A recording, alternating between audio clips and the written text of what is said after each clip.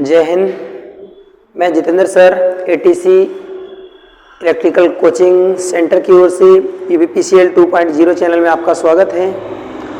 आज मैं आप लोगों के लिए टेक्निकल का एक पोर्शन न्यूमेरिकल पार्ट लेकर के हाजिर हूँ और इसमें कुछ चुनिंदा इम्पॉर्टेंट न्यूमेरिकल का सॉल्यूशन करवाया जाएगा। वीडियो पूरा देखिए, वीडियो को बीच में स्किप मत करिए, प्रत्येक क्वेश्चन को बारीकी से समझाया जाएगा। अगर आप हमारे चैनल पर नए हैं तो चैनल को सब्सक्राइब करें और अपने मित्रों में शेयर कर दें। तो दोस्तों, जैसे कि मैंने कहा है कि आज मैं आपको न्यूमेरिकल पार्ट करवाऊंगा और इसमें कुछ आपको शॉर्ट ट्रिक के जरिए न्यूमेरिकल को सॉल्व करके भी बताऊंगा। तो फ्रेंड्स, आज की हमारे इस पार्ट से किसी भी परीक्षा में कुछ न कुछ क्वेश्चन जरूर फंसेंगे जाके, ठीक है। संख्यात्मक वैल्यू अलग हो सकता है परंतु बेस वही रहेगा जो मैं बता दूंगा। तो समय को बर्बाद एकदम नहीं करेंगे। क्वेश्चन यहाँ सबसे पहले हम पहला क्वेश्चन स्टार्ट करते हैं। क्वेश्चन नंबर 1 यहाँ पर जैसे कि लिखा गया है कि एक वैद्युत परिपथ में 27 ओम के प्रतिरोध में, एक वैद्युत परिपथ में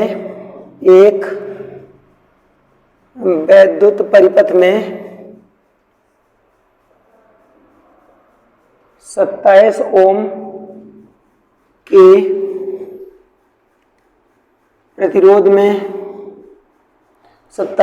के प्रतिरोध में 12 एम्पीयर की धारा प्रवाहित हो रही है।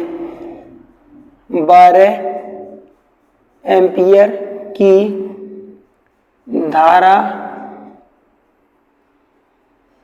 प्रवाहित हो रही है।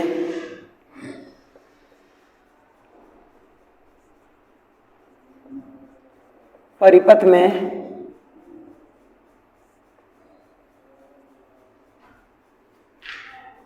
में वोल्टता पात की गणना करें।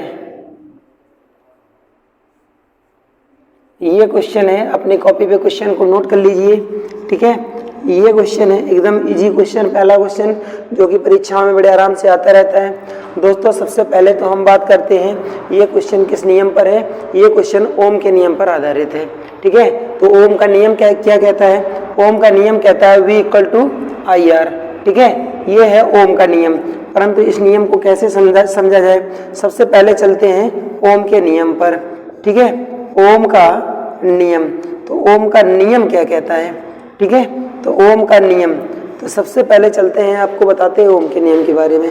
जैसे मान करके चलिए कि कोई चालक है, ये पेन जो होता है वो एक चालक होता है, ठीक है। तो इसको चालक मानेंगे तो इसको हम कैसे पकड़ेंगे? कुछ इस तरीके से पकड़ेंगे, ठीक है। तो इसमें यहाँ से अगर इस हिसाब से पकड़ा जाए, इसको ऐसे देख सकते हैं कि अगर इसको ऐसे पकड़ा जाए तो यहाँ ये एक आपका V का लेटर बनता हुआ नजर आ रहा है, V अक्षर, ठीक है। तो इससे हम क्या पता चलाएंगे कि किसी धारावाही चालक में, इसमें धारा भी प्रवाहित हो रही है, तो किसी धारावाही चालक में, ठीक है, प्रवाहित होने वाली धारा, किसी धारावाही चालक में प्रवाहित होने वाली धारा उस चालक के सिरों पर लगने वाले क्या विभवांतर, उस चालक के सिरों पर लगने वाले विभवांतर के सीधे समानुपाती होती है। और इसको हम लोग लिख सकते हैं क्या? V = I, इस प्रकार से। परंतु जब भी पेपर में पूछे तो आप हमेशा VI = V करना, ये सही लेता है, ये सही नहीं लेता है, जो कि प्रत्येक बुक में यही लिखा हुआ है। ओम का नियम फाइंड करने के लिए तो हम ऐसा लिखते हैं, परंतु वास्तविकता ये है, ठीक है। जब भी ये दोनों दिए हैं तो इस वाले को सही करना, I = V होता है, ना कि V = I, ठीक है। ये बात को याद रखना। अब यहाँ अगली बात, तो V = यहाँ एक कांस्टेंट ले लेंगे, इसका नाम है R, और ये I आपका नीचे आ जाएगा। इसमें V क्या है? V है जो है विभवांतर, ठीक है। V है विभवांतर। R क्या है? R = प्रतिरोध, ठीक है, प्रतिरोध है। इसका मात्रक वोल्ट होता है, इसका मात्रक ओम होता है। इसके बाद I क्या है? ये है विद्युत धारा, इसका मात्रक एम्पियर होता है। अब इसमें जो R है ये क्या है? R क्या है? R एक स्थिरांक है, ठीक है। R एक स्थिरांक भी है। अब इसको हम लोग कैसे लिख सकते हैं? यहीं से हम लोग लिख सकते हैं, जैसे आपने लिखा V = RI, अब हम लिख सकते हैं V/I = R। तो यहाँ हम देख सकते हैं ये आपका हो गया कांस्टेंट। अगर इसमें R आपका नियतांक है तो ये भी नियतांक है, क्योंकि ये दोनों आपस में इक्वल हैं, तो V अपन I इक्वल टू ये भी कांस्टेंट हो गया। अगर यहाँ पर R का मात्रक आपने जो R लिखे हैं, रेजिस्टेंस लिखे हैं, इसका मात्रक ओम दिए हैं, तो V अपान I का मात्रक अगर पूछा गया तो इसका मात्रक भी ओम हो जाएगा। अब अगली बात, ओम के नियम के अनुसार धारा व वोल्टता के बीच जो ग्राफ बनता है वो कैसे होता है, रेखीय होता है। ठीक है, ये हम कह सकते हैं रैंप होता है। कैसा, रैंप ग्राफ होता है। रैंप ग्राफ जो होते हैं वो एक रेखीय होते हैं। ठीक है, इसमें क्या मतलब हुआ, क्योंकि जो वोल्टेज है ये धारा के सीधे समानुपाती है। जब आपकी धारा बढ़ेगी तो वोल्टेज, जितनी धारा बढ़ेगी उतना वोल्टेज बढ़ेगा, अर्थात इसका जो ग्राफ बनेगा वो एक रेखीय है। क्या, एक रेखीय। ठीक है, एक रेखीय को हम क्या कहते हैं, लीनियर कहते हैं। क्या कहते हैं, लीनियर। ठीक है, तो ओम के नियम का जो ग्राफ होता है वो कैसा होता है, लीनियर। अभिलक्षण वक्र जो होता है वो लीनियर प्राप्त होता है। ठीक है, तो ओम के नियम के अनुसार V अपान I क्या है, ये भी एक कांस्टेंट है, इसका मात्रक ओम हो जाएगा। R क्या है, ये भी एक कांस्टेंट है, इसका मात्रक क्या हो जाएगा, ओम हो जाएगा। अब चलते हैं क्वेश्चन के सॉल्यूशन के ऊपर। तो मेरे बच्चे, आप लोग कोई भी क्वेश्चन को अगर समझेंगे तो उसको बहुत ही बारीकी से समझिए। ठीक है, अब चलते हैं आगे, यहाँ देखते हैं। अब क्वेश्चन को सॉल्व करने में मजा आएगा, क्योंकि ओम का नियम आपके पास हो गया है। तो यहाँ पर जैसे कि दिया गया है कि R बराबर आपको कितना दिया गया है, 27 ओम। I बराबर कितना दे दिया गया, 12 एम्पियर। इसके बाद विभवांतर इक्वल टू पूछा गया है, तो V इक्वल टू होता है IR। V बराबर हो जाएगा कितना, 12 गुणे 27। V बराबर दोनों का मल्टीप्लाई, 12 सत्ते 84। ठीक है, असल में ये 8, 12 दूनी 24, 24 इसी में जोड़ दीजिए। ठीक है, 8 4 12 32 हो गया। तो यहाँ पर लिख देंगे 324 वोल्ट आपका आंसर हो गया। कितना हो गया, 324 वोल्ट आपका ये आंसर आ गया है। ठीक है, मैचिंग हो गया। चलिए अब नेक्स्ट क्वेश्चन देखते हैं। अगले क्वेश्चन में क्या कहा गया है, सॉल्यूशन कर लीजिए, अपनी कॉपी पर उतार लीजिए क्वेश्चन को। ठीक है, नेक्स्ट क्वेश्चन, क्वेश्चन नंबर 2 देखते हैं। क्वेश्चन नंबर 2 क्या कहता है, हम आपको जो भी क्वेश्चन रहेगा उसको बारीकी से समझाने की कोशिश करेंगे। तो बच्चे लोग चैनल को छोड़ करके मत जाइए, लगे रहिए लास्ट तक, हम आपकी नैया पार लगाएंगे, यूपीपीसीएल में जरूर सिलेक्शन दिलाएंगे। ठीक है, एक परिपथ में 2 एम्पियर की धारा। ठीक है, अगला क्वेश्चन है, एक परिपथ में 2 एम्पियर की धारा, एक परिपथ में 2 एम्पियर की धारा 2 मिनट के लिए, ठीक है, ये 2 मिनट तक, कितने मिनट तक, 2 मिनट तक प्रवाहित होती है। ठीक है, 2 मिनट तक प्रवाहित होती है।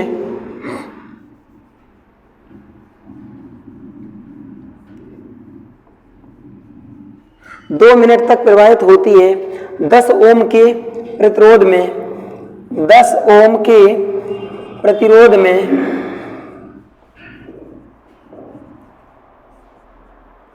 ऊष्मा क्षय की गणना करें, ऊष्मा क्षय की गणना करें।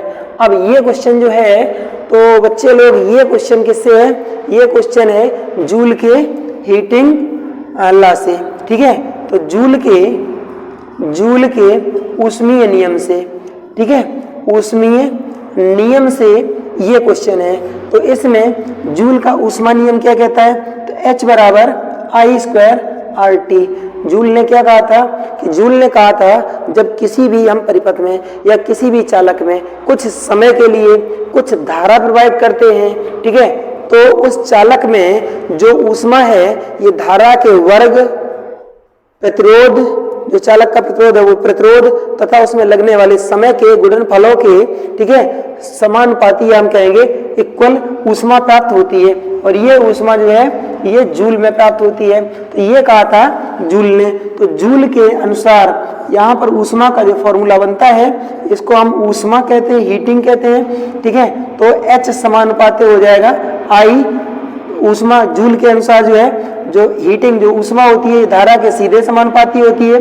H समानुपाती ये I² होगा, वर्ग के समानुपाती होती है। तो H समानुपाती R, फिर H समानुपाते T, इसमें कोई भी इकाई जो है व्युत्क्रमानुपात नहीं होती है। धारा का मात्रक एम्पियर, प्रतिरोध का मात्रक ओम, और जो समय है इसका मात्रक होता है सेकंड। ठीक है, तो और जो हीटिंग है इसका मात्रक बनेगा जाके क्या, जूल। ठीक है, अब चलते हैं आगे। जो क्वेश्चन आपका यहाँ पर दिया गया है इस क्वेश्चन के सॉल्यूशन की ओर। तो इसमें क्या क्या दिया गया है, सबसे पहले इस पर हम विचार करते हैं। तो यहाँ पर सबसे पहले दी गई है धारा। धारा कितनी दी गई है, 2 एम्पियर।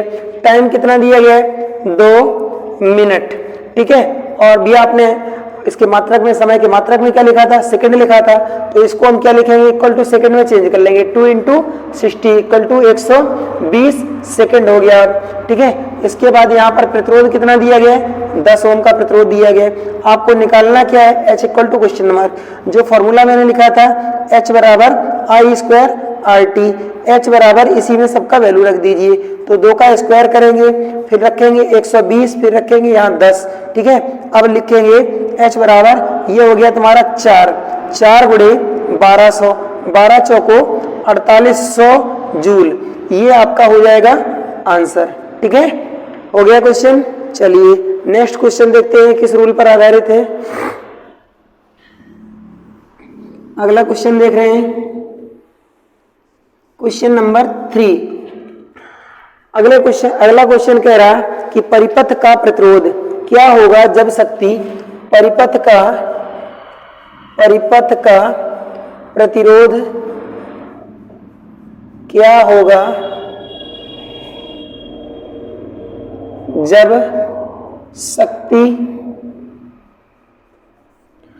शक्ति 100 वाट तथा प्रवाहित धारा 5 एम्पियर हो। जब शक्ति 100 वाट तथा प्रवाहित धारा 5 एम्पियर हो। कितनी, 5 एम्पियर हो। ठीक है, 5 एम्पियर हो। तो बच्चे लोग इसको सॉल्व करना है। ठीक है, इस क्वेश्चन को सॉल्व करना है आप लोगों को। तो देखते हैं जरा, यहां पर आपको फॉर्मूला लगाना है कौन सा, P = I² R। हम फॉर्मूला और भी लगा सकते हैं, P बराबर V² R, ये भी लगा सकते हैं। और हम फॉर्मूला लगा सकते हैं P बराबर VI। परंतु यहाँ आपके क्वेश्चन में किसी भी स्थान पर वोल्टेज का वैल्यू नहीं दिया गया है। तो हम इस फॉर्मूले को लगाएंगे तो मेरे बच्चे यहाँ पर क्या लगेगा, समय जो है ज्यादा लगेगा। तो इसको हम नहीं लगाएंगे। यहाँ भी अगर हम वोल्टेज निकालेंगे तो हमारा टाइम क्या लगेगा, टाइम इक्वल टू ज्यादा लगेगा। तो इस फॉर्मूले को भी नहीं लगाएंगे। तो टाइम कम या टाइम की बचत करने के लिए हम लगाएंगे यहाँ पर जो चीज दिया गया है। क्या दिया गया है, धारा दी गई है और पावर दिया गया है। तो हम फॉर्मूला इसका यूज कर लेंगे। पावर कितना दिया गया है, 100 इक्वल टू करंट कितना दिया गया, 5 का स्क्वायर। ठीक है, और इनटू रेजिस्टेंस आपका R जो कि ज्ञात करना है। अब ये हो जाएगा 100 इक्वल टू कितना, 25 इंटू R, 25 चौको 100। अगर यहाँ नहीं काटना चाहते हैं तो इसको व्युत्क्रम कर सकते हैं। ठीक है, ये हो जाएगा 25 और R इक्वल टू हो जाएगा कितना, 100/25 कैंसिल कर देंगे तो आपका कितना आ गया, 4 ओम का प्रतिरोध ज्ञात हो जाएगा। ठीक है, इन फॉर्मूला का यूज हम यहाँ पर नहीं करेंगे क्योंकि इनसे हमको सबसे पहले वोल्टेज ज्ञात करना होगा, इसलिए। ठीक है, सॉल्व हो गया। चलिए अब चलते हैं नेक्स्ट क्वेश्चन। रेजिस्टेंस का श्रेणी क्रम देख लेते हैं और कैपेसिटर का देखते हैं। नेक्स्ट क्वेश्चन है आपका क्वेश्चन नंबर 4। क्वेश्चन नंबर 4 क्या कहता है, इसको देख लीजिए। क्वेश्चन नंबर 4 कहता है कि एक श्रेणी परिपथ में, ठीक है, एक श्रेणी परिपथ में, एक श्रेणी परिपथ में, एक श्रेणी परिपथ में 4 माइक्रोफैरड, 6 माइक्रोफैरड और 3 माइक्रोफैरड, 4 माइक्रोफैरड, 6 माइक्रोफैरड और 3 माइक्रोफैरड के, ठीक है, के 3 संधारित्र संयोजित किए गए हैं, संयोजित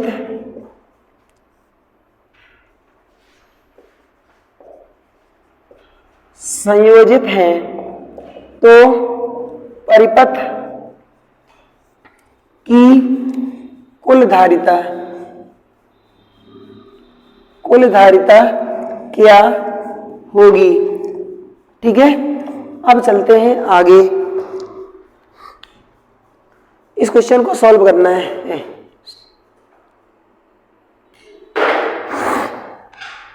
तो यहां हमको सबसे पहले क्या ज्ञात करना है कि जो आपका संधारित्र है ये श्रेणी क्रम में हम किस प्रकार से इसको ज्ञात कर सकते हैं। ठीक है, तो सबसे पहले कैपेसिटर का हम फॉर्मूला निकालते हैं कि जो श्रेणी क्रम में संधारित्र है इसका वास्तव में फॉर्मूला क्या होता है। फिर हम आपको बताते हैं कि शॉर्टकट, इसको हम शॉर्टकट जो है तुरंत के तुरंत कैसे सॉल्व कर सकते हैं। ठीक है, तो सबसे पहले हम क्या करते हैं, कैपेसिटर को श्रेणी क्रम में जोड़ते हैं। यहां से कैपेसिटर को श्रेणी क्रम में जोड़ लिया गया, तो श्रेणी क्रम में जब संधारित्र को जोड़ा गया तो यहां से चार्ज क्या होगा, चार्ज होगा आपका एक समान। ठीक है, चार्ज होगा एक समान। यहां से जो भी तुम्हारा परिपथ जोड़ दिया गया, यहां से मान लीजिए कि ये एक बैटरी जोड़ दी गई। ठीक है, ये इस पोजीशन में एक बैटरी जोड़ी गई है, इधर प्लस, इस साइड में ये माइनस हो जाएगा। अब क्या होगा, ये आपका हो गया C1, ये हो गया C2, ये हो गया C3। अब यहाँ क्या होगा, इनका अपना अपना होगा विभवांतर V1, V2 और V3। तो ये हो गया इनका अपना अपना विभवांतर हो गया। अब हमको क्या करना है, हमको ज्ञात करना है कि ये कैपेसिटर जो है ये हम श्रेणी क्रम में किस प्रकार से संयोजित करते हैं। ठीक है, तो यहाँ से हम क्या करते हैं कि सबसे पहले जिसको तोड़ा गया उसी को जोड़ते हैं। ठीक है, जिसको तोड़ा गया उसी को जोड़ते हैं। तो टोटल वोल्टेज इक्वल टू हो जाएगा, क्या हो जाएगा, V इक्वल टू हो जाएगा V1 plus V2 plus V3। तो जो आपका टोटल वोल्टेज होगा ये इस वोल्टेज के योग के बराबर होगा। और संधारित्र के अनुसार, ठीक है, संधारित्र के अनुसार Q इक्वल टू क्या होता है, CV, ये तो आप जान ही रहे हैं। तो Q इक्वल टू संधारित्र के अनुसार जो है Q इक्वल टू CV, ये आपका फॉर्मूला होता है। तो हम यहाँ V के स्थान पर इसको हम कैसे लिख सकते हैं, V बराबर हो जाएगा Q अपान C। ठीक है, तो यहाँ हम रख देंगे क्या, Q अपान C इक्वल टू, अब यहाँ वोल्टेज तो अलग अलग है परंतु ये आवेश जो है वो एक ही है। तो इस सभी जगह पर आवेश का वैल्यू एक ही होगा। तो यहाँ हम रखेंगे Q बटे C1, फिर प्लस Q बटे C2, फिर प्लस Q बटे C3, ऐसे और डॉट डॉट डॉट Q बटे CN। ठीक है, अब ऐसे इसको लिखा जा सकता है। अब हम इसमें Q को अलग कर ले रहे हैं, 1/C इक्वल टू, यहाँ से भी Q निकाल लिए, 1/C1 plus 1/C2 plus 1/C3 plus dot dot dot 1/CN, ऐसे हो जाएगा। इस Q से Q को कैंसिल कर दीजिए। तो जो श्रेणी क्रम में होते हैं संधारित्र उनको हम लोग कैसे जोड़ सकते हैं, इस प्रकार से संयोजित कर सकते हैं। अब सुनिए हमारी बात, इस प्रकार से हम इसको संयोजित कर सकते हैं। अगर मान करके चलिए हमको धारिता निकालनी है, कोई दो संधारित्र है। ठीक है, दो संधारित्रों के लिए एक की कैपेसिटी C1 और एक की कैपेसिटी C2 है और ये श्रेणी क्रम में किस में जुड़े हैं, श्रेणी में जुड़े हैं। तो हमको अगर डायरेक्ट तुरंत निकालना है तो C बराबर हो जाएगा कितना, C1 प्लस C2 बटे C1 C2। इससे हम इसको आसानी से ज्ञात कर सकते हैं। अब हमको क्या करना होगा,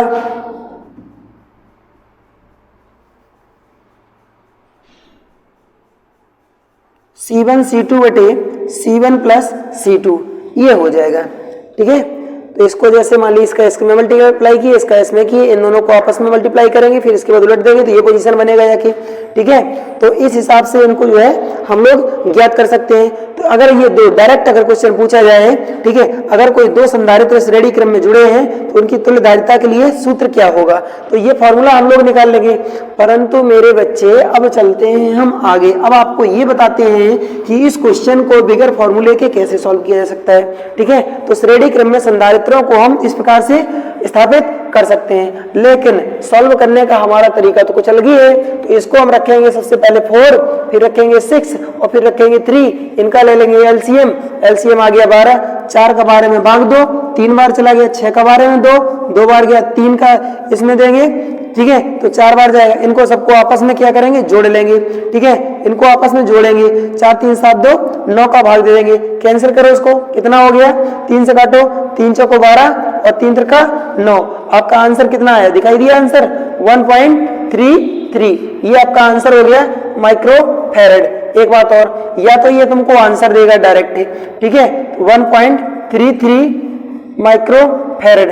या तो तुमको ये आंसर एक्यूरेट ऑप्शन में देगा, अगर ये ऑप्शन नहीं रहेगा तो पूछेगा कि निम्न में से, ठीक है, परिपथ की तुल्यधारिता क्या हो सकती है। तो आपको डायरेक्ट सॉल्व नहीं करना है, अगर ऑप्शन नहीं दिए हैं, इन्हीं में से आगे पीछे करके ऑप्शन बनाया है, तो आप क्या करेंगे, क्वेश्चन को पूरा ध्यान से पढ़ेंगे और तुल्यधारिता पूछी है कि क्या हो सकती है, तो आप क्या करेंगे, इसमें देख लेंगे कि सबसे कम वाला कौन सा है। ठीक है, तो जो सबसे कम वाला कैपेसिटर होगा उससे भी कम इसकी वैल्यू आएगी। किस क्रम में, जब ये सभी के सभी कैपेसिटर किस में जुड़े हों, श्रेणी क्रम में। जब सभी के सभी कैपेसिटर जो संधारित्र हैं समांतर क्रम में जुड़े हों, तो जो सबसे बड़ा होगा उससे भी ज्यादा उसका वैल्यू आएगा। ठीक है, तो समांतर क्रम में संधारित्रों को हम कैसे जोड़ते हैं, C = C1 + C2 + C3 + Cn, ऐसे हम जोड़ते हैं। तो ये क्रम हो गया आपका कैसा, पैरेलल, समांतर क्रम हो गया। ठीक है, चलिए अब चलते हैं आगे, नेक्स्ट क्वेश्चन देखते हैं, क्वेश्चन नंबर 5 है।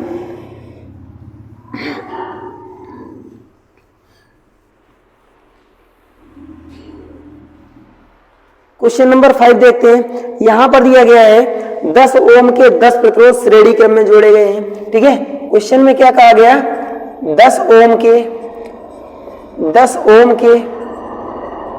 ठीक है, कितने प्रतिरोध, 10 प्रतिरोध किसमें जोड़े गए,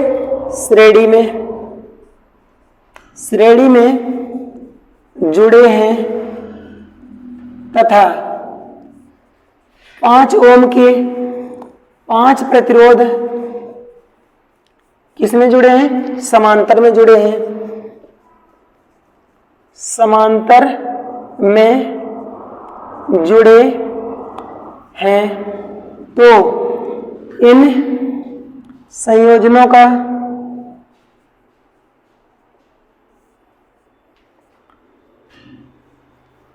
अंतर ज्ञात कीजिए।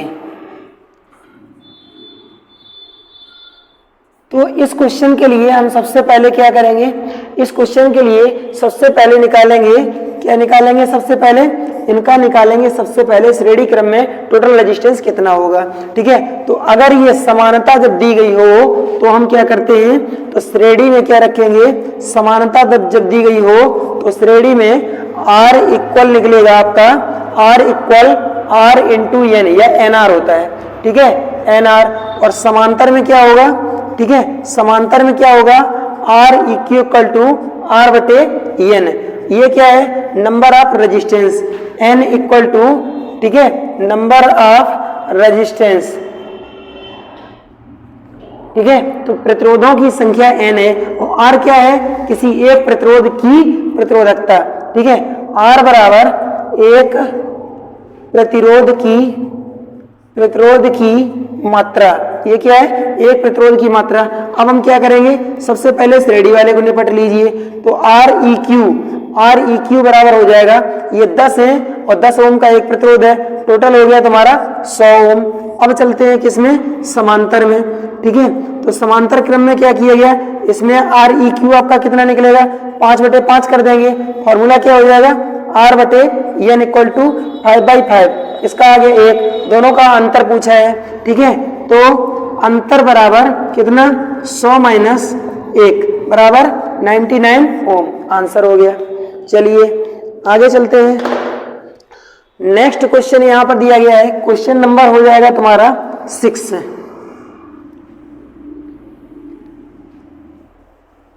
क्वेश्चन नंबर 6 बताते हैं, जो मैं क्वेश्चन नंबर 6, 7, 8 और 9 बताएंगे, ये क्वेश्चन जो है बहुत ज्यादा इंपॉर्टेंट है, ये आपकी परीक्षा में बड़े आराम से फंस सकते हैं।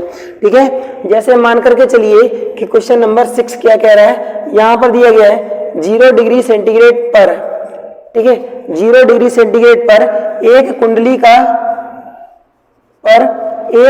का प्रतिरोध 20 ओम है, पर एक कुंडली का प्रतिरोध 20 ओम है, कितना है, 20 ओम।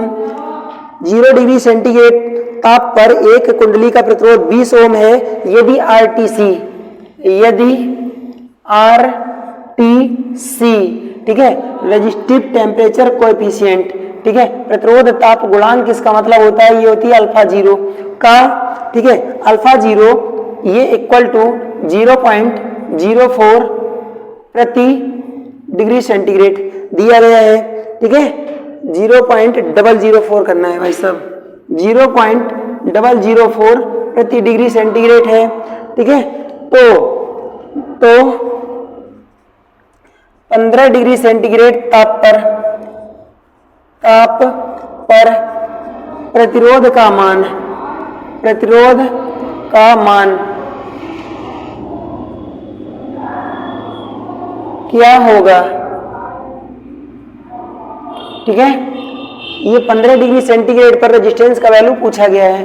तो यहाँ पर इस टाइप के क्वेश्चन जो है परीक्षा में हमेशा आते रहते हैं। तो मेरे बच्चे यहाँ से हम निकालेंगे आर टी इक्वल टू, ठीक है, आर जीरो और ये 1 प्लस अल्फा जीरो टी।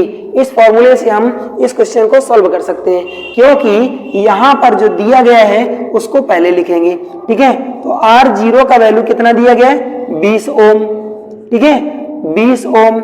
इसके बाद अल्फा जीरो इक्वल टू 0.004 प्रति डिग्री सेंटीग्रेड। इसके बाद आर जो है इसके बाद जो टी का वैल्यू है ये कितना दिया गया है, 15 डिग्री सेंटीग्रेड। ये 0 डिग्री से बढ़कर के 15 डिग्री सेंटीग्रेड हो गया है, पहले 0 डिग्री था। अब क्या करेंगे, इनको सबको उठा करके यहाँ रख देंगे। आर 15, ठीक है, इसका वैल्यू पूछा है, आर 15 डिग्री सेंटीग्रेड का वैल्यू पूछा है। तो आर जीरो का मान कितना रखेंगे, 20, 1 प्लस अल्फा जीरो मान 0.004 इंटू टेम्परेचर कितना हो जाएगा, 15। अब क्या करेंगे, इधर वाले को पहले निपट लो। तो ये हो गया आपका 20, 1 प्लस 15 चौको 60 हो जाएगा, 0.06 इतना हो गया ना, ठीक है। अब इनको आपस में चाहो तो जोड़ लो, नहीं तो ये सीधे डायरेक्ट मल्टीप्लाई कर लो। तो ये हो जाएगा 20 से कम 20 और प्लस कितना, 20 गुणे 0.06, तो ये हो जाएगा तुम्हारा 20 और ये हो जाएगा 6 दूनी 12, 120, एक जीरो और, ठीक है, 6 दूनी 12, सॉरी इतना रहेगा। अब 2 अंक के बाद हम पॉइंट लगा देंगे, इनको आपस में जोड़ दीजिए, वही आपका आंसर हो जाएगा 21.2 ओम, ठीक है। तो जो 15 डिग्री सेंटीग्रेड पर जो आपका प्रतिरोध होगा ये कितना हो गया। अगर मान लो यहाँ पर प्रतिरोध का अंतर पूछे कि जो प्रतिरोध में कितने की वृद्धि हुई, तो वृद्धि बराबर प्रतिरोध में अगर वृद्धि पूछ ले तो वृद्धि बराबर 21.2 और -20 इक्वल टू 1.2 ओम की वृद्धि हो गई, ठीक है। वैसे वृद्धि पूछता नहीं है, लेकिन जानकारी के लिए बता दिए, आपका जो रेजिस्टेंस है 15 डिग्री सेंटीग्रेड पर जो है प्रतिरोध बढ़कर के 20 ओम से कितना हो जाएगा, 21.2 ओम, ठीक है। चलते हैं अब नेक्स्ट क्वेश्चन पर। कॉपी पर अपने नोट कर लेना, ये क्वेश्चन बहुत ही ज्यादा इंपॉर्टेंट है और ये किसी भी परीक्षा में क्वेश्चन पूछे जाते हैं, चुनिंदा क्वेश्चन है।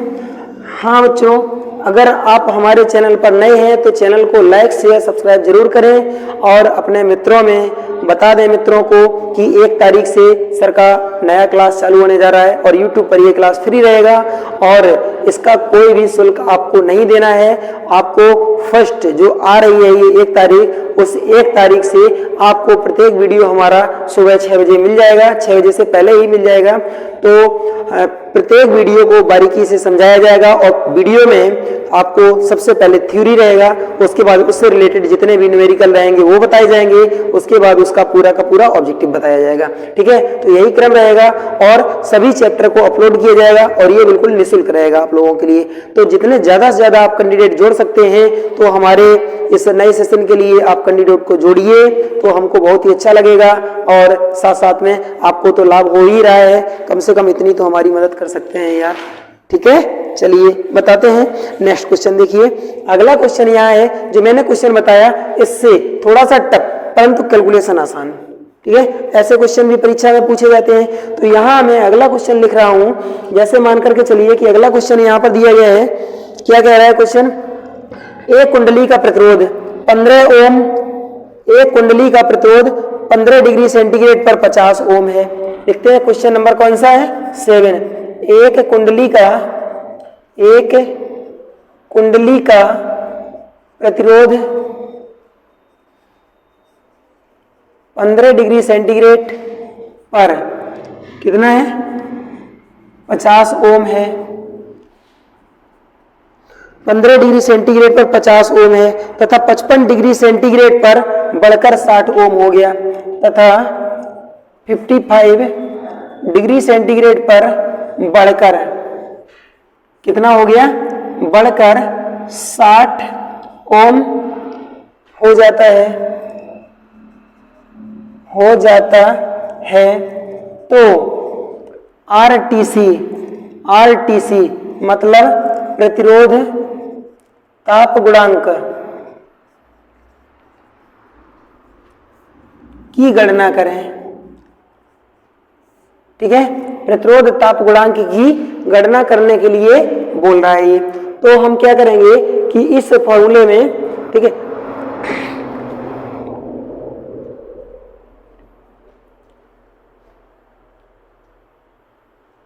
आरटीसी की गणना करने के लिए बोल रहा है और ये गणना आपको किस पर करनी है, 0 डिग्री सेंटीग्रेड पर। ठीक है, 0 डिग्री सेंटीग्रेड गणना 0 डिग्री सेंटीग्रेड पर, ठीक है, करनी है। तो यहां से चलते हैं कि सबसे पहले इसमें देखते हैं कि क्या क्या दिया गया है। ठीक है, तो सबसे पहले ये दिया गया है RT1 इक्वल टू कितना, 15 डिग्री सेंटीग्रेड। इसके बाद R01 इक्वल टू कितना दिया गया है, 50 ओम। ठीक है, अब RT2 इक्वल टू ये कितना दिया गया है, ये दिया गया है तुम्हारा, हाँ, RT2 दोस्तों यहाँ पर R15 इक्वल टू 50 ओम और R55 बराबर 60 ohm, alpha 0 equal to question mark और यहाँ पर R0 इक्वल टू नहीं दिया गया है। ठीक है, R0 नहीं दिया गया है और इधर भी R0 का वैल्यू नहीं दिया गया है।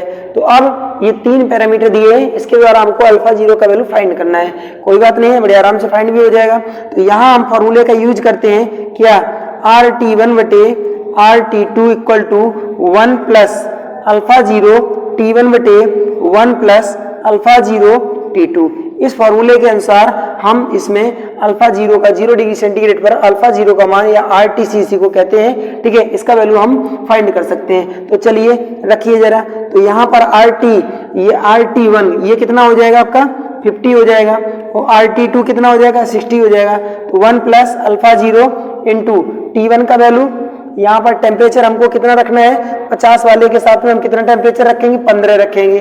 ठीक है, और इसके बाद जो 60 ओम का प्रतिरोध है इसके साथ में टेम्परेचर कितना है, 55 दिया गया है।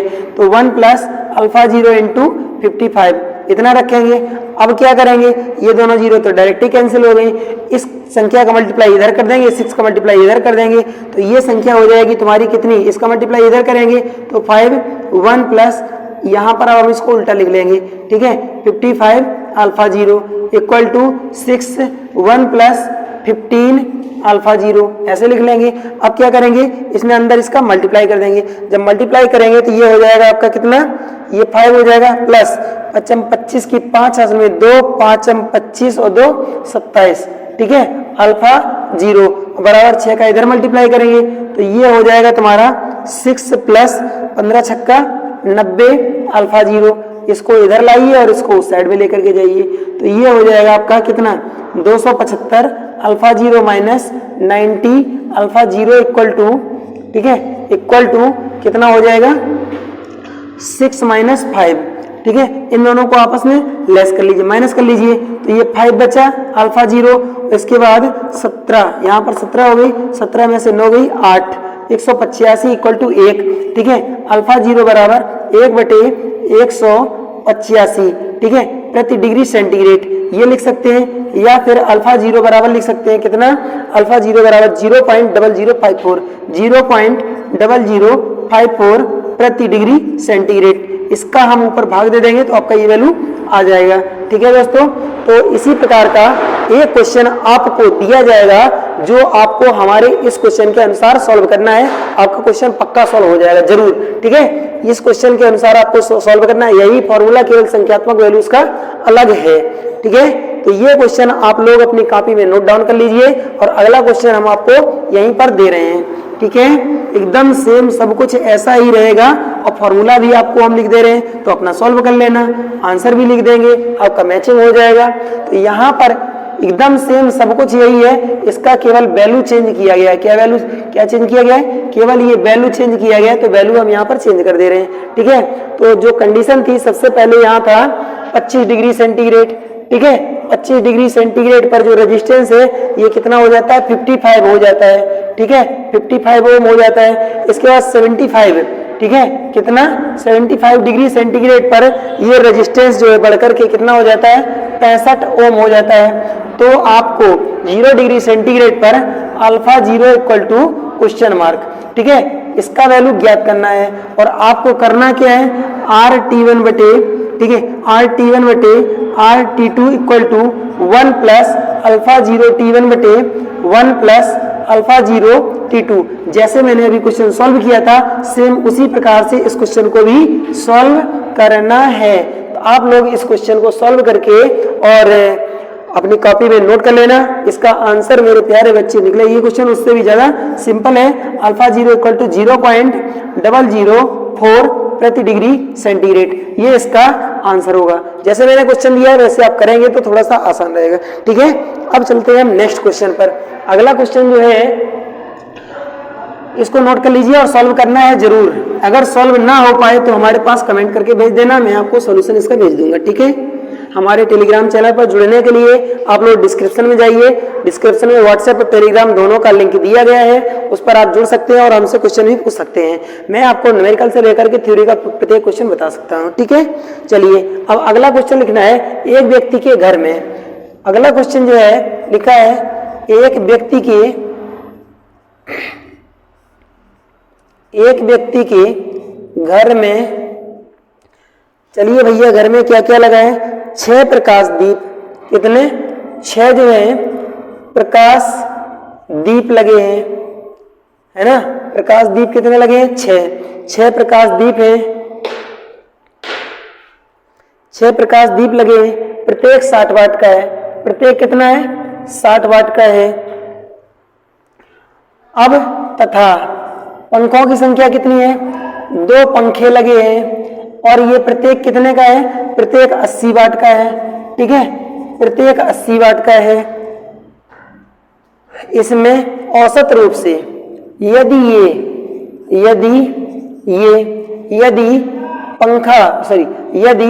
दीप, ठीक है, यदि दीप जो है वो कितने घंटे जलता है? 4 घंटे। दीप 4 घंटे तथा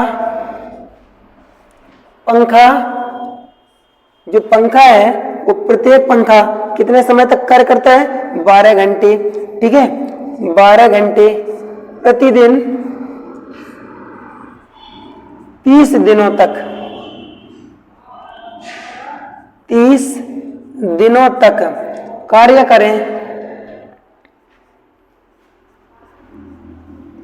करें तो कुल ऊर्जा खपत क्या होगी?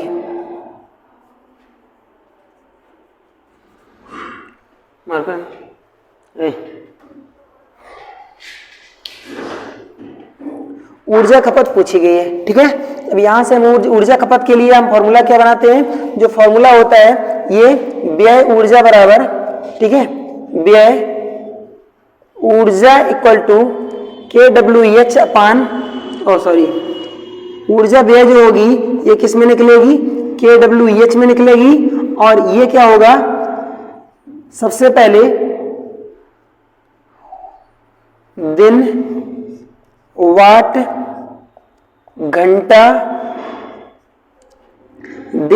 घंटा गुणे संख्या और पूरे के बटे 1000। ठीक है, ऐसे हम इसको काउंट करते हैं। तो इस फॉर्मूले के अनुसार इस क्वेश्चन को सॉल्व किया जाएगा। ऐसा कोई भी क्वेश्चन है इसी फॉर्मूले से सॉल्व होता है। तो हम एक ही बार में दोनों का निकाल दे रहे हैं। सबसे पहले निकालते हैं लैंप का और इसका जो पंखा है उनका दोनों का। यहाँ पर हम निकाल रहे हैं लैंप का, ठीक है, और इसी में जोड़ दे रहे हैं किसका? पंखे का। ठीक है, तो पंखा का तो ये ऊर्जा जो निकलेगी, ठीक है, ये किसकी किसकी निकलेगी, लैंप की और पंखा की। तो आपका जो kWh निकलेगा, सबसे पहले हम लैंप के लिए लिखते हैं, लैंपों की संख्या कितनी 6, और लैंपों की संख्या 6, प्रत्येक कितने वाट का है, 60 वाट का, ठीक है। और कितने घंटे कार्य करता है, लैंप जो है 4 घंटे कार्य करता है। दिनों की संख्या कितनी है, 30 बटे क्या कर देंगे हम 1000 प्लस, अब पंखे की संख्या कितनी है 2, प्रत्येक है 80 वाट का, ठीक है। कितने घंटे कार्य करता है, 12 घंटे, कितने दिनों तक, 30 दिनों तक, बटे हम क्या करेंगे 1000 करेंगे।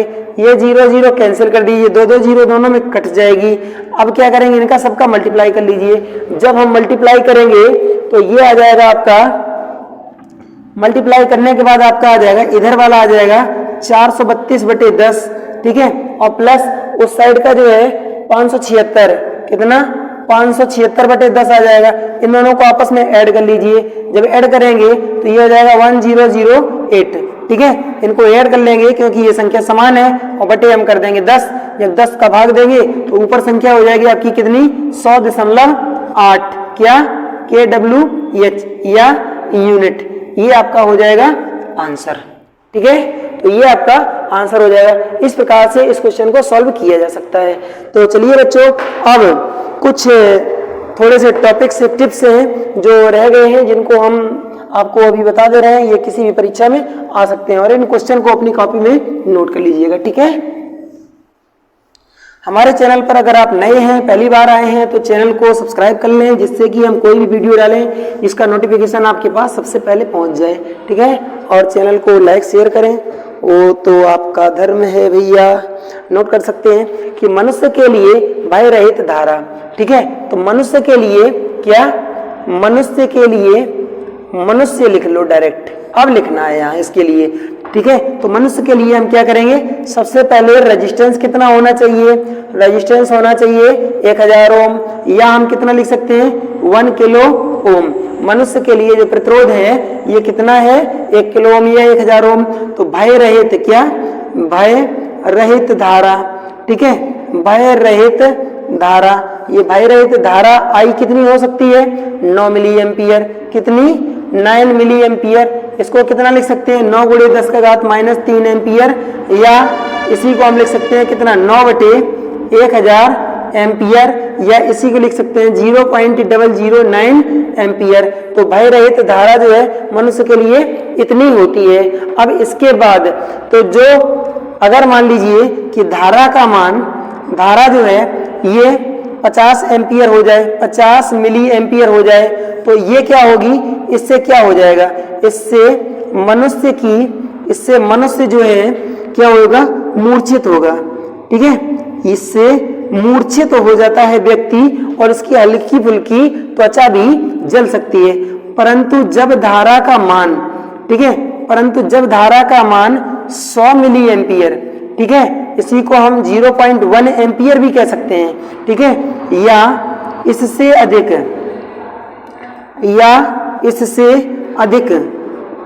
ठीक है, अधिक धारा होगी तो क्या होगा, मनुष्य की जो त्वचा है, ठीक है, जो त्वचा होती है, त्वचा के साथ क्या होगा, त्वचा जल जाती है, त्वचा जल जाती है। जब किसी भी व्यक्ति की बाहरी त्वचा जल जाएगी तो उस व्यक्ति का क्या हो सकता है, या व्यक्ति की क्या मृत्यु हो सकती है, ठीक है। तो ये जो 100 मिली एम्पियर की धारा है, 0.1 एम्पियर की धारा है, ये व्यक्ति को मार सकती है। इतनी धारा व्यक्ति को मूर्छित कर सकती है, या इसकी हल्की फुल्की खाल ऊपर की जला सकती है, ठीक है। भय रहित धारा 9 मिली एम्पियर, या इस प्रकार से हम 0.009 एम्पियर कह सकते हैं, ये होती है मनुष्य का, सामान्य मनुष्य का जो रेजिस्टेंस होता है वो कितना होता है, इतना होता है, कितना जो होता है वो कितना होता है 1000 ओम। अब भय रहित वोल्टता कौन सी, एसी और डीसी।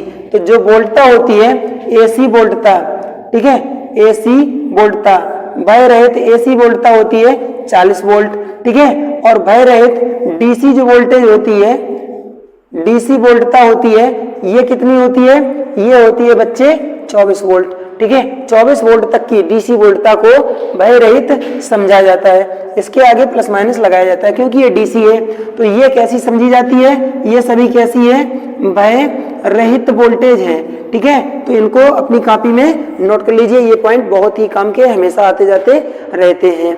ठीक है, चलिए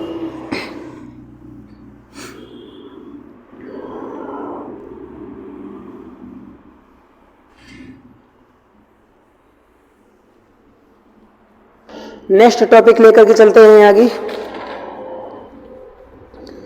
आप लोगों ने एक क्वेश्चन पेपर में हमेशा आता जाता रहता है कि जैसे मान करके चलिए लिखा है बिलियन है, कुछ किसी बिलियन का जो बिलियन है इसके पीएच मान से संबंधित, ठीक है, पीएच मान से संबंधित जो प्रश्न है, ठीक है, पीएच मान से संबंधित जो प्रश्न है वो आए दिन हमेशा परीक्षा में पूछे जा रहे हैं। ठीक है, तो ये इनको हम कैसे कंफर्म कर सकते हैं, तो यहाँ से एक ट्रिक मैंने बनाई थी बहुत पहले। ठीक है, अम्ल की, ठीक है, उदासी छाई है।